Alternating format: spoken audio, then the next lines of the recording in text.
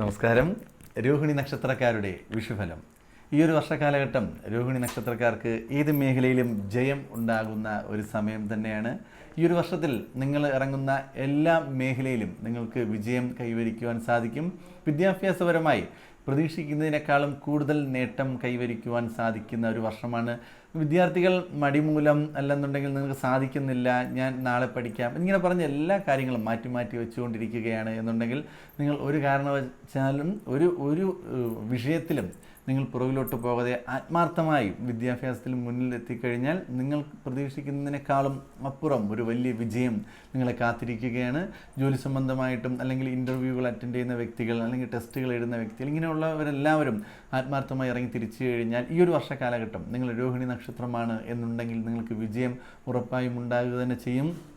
കായിക രംഗത്ത് പ്രവർത്തിക്കുന്ന വ്യക്തികളും ആത്മാർത്ഥമായി പ്രവർത്തിച്ചുകൊള്ളുക. നിങ്ങൾക്ക് വിജയത്തിൻ്റെ ഒരുപാട് മേഖലയിൽ വിജയിച്ചുകൊണ്ട് അതിൽ നിന്ന് അംഗീകാരം ലഭിക്കുക, സാമ്പത്തിക നേട്ടമുണ്ടാകുക, നിങ്ങളുടെ സ്വപ്നങ്ങളെല്ലാം നിങ്ങൾക്ക് സഫലീകരിക്കുവാൻ സാധിക്കും. ഇങ്ങനെയുള്ള ഒരുപാട് കാര്യങ്ങൾ ജീവിതത്തിൽ നേടുവാൻ സാധിക്കുന്ന സമയം തന്നെയാണ്.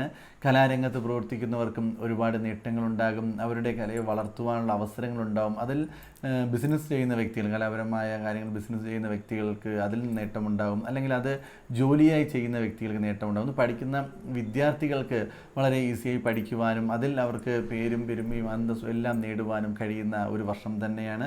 അങ്ങനെ ഒരുപാട് നേട്ടങ്ങൾ കൈവരിക്കുവാൻ സാധിക്കുന്ന ഒരു വർഷം തന്നെയാണ് ഈ ഒരു വർഷകാലഘട്ടം.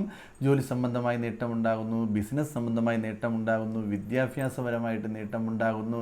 കൂടാതെ നിങ്ങൾക്ക് വിവാഹ സംബന്ധമായിട്ടുള്ള കാര്യങ്ങളിലെ തടസ്സങ്ങളെല്ലാം മാറിക്കിട്ടുന്നു, പ്രണയ വിജയമുണ്ടാകുന്നു. ഇങ്ങനെ ഒരുപാട് മേഖലകളിൽ നിങ്ങൾക്ക് നേട്ടങ്ങളും അംഗീകാരങ്ങളും സന്തോഷവും എല്ലാം നിറയുന്ന ഒരു മനോഹരമായ ഒരു വർഷം തന്നെയായിരിക്കും ഈ ഒരു വർഷകാലഘട്ടം. എന്നിരുന്നാലും നിങ്ങളുടെ ജീവിതത്തിൽ ഈ പറയുന്ന പോസിറ്റീവായിട്ടുള്ള കാര്യങ്ങൾ, ഈ ഗുണഫലങ്ങളൊന്നും നിങ്ങൾക്ക് ജീവിതത്തിൽ വരുന്നില്ല.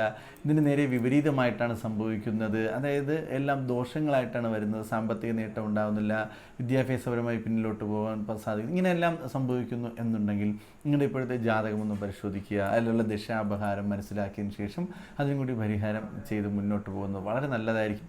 അല്ലാത്ത പക്ഷം നിങ്ങൾ ഈ ഒരു നക്ഷത്രക്കാർ ശ്രീകൃഷ്ണ സ്വാമിയെ പ്രാർത്ഥിക്കുക, ഭഗവാന്റെ അമ്പലത്തിൽ ദർശനം നടത്തിയെല്ലാം മുന്നോട്ട് പോകുന്നതും വളരെ നല്ലത് തന്നെയായിരിക്കും. ജാതക സംബന്ധമായിട്ടുള്ള സംശയങ്ങൾക്ക് വാട്സാപ്പ് നമ്പറിൽ മെസ്സേജ് അയയ്ക്കുക.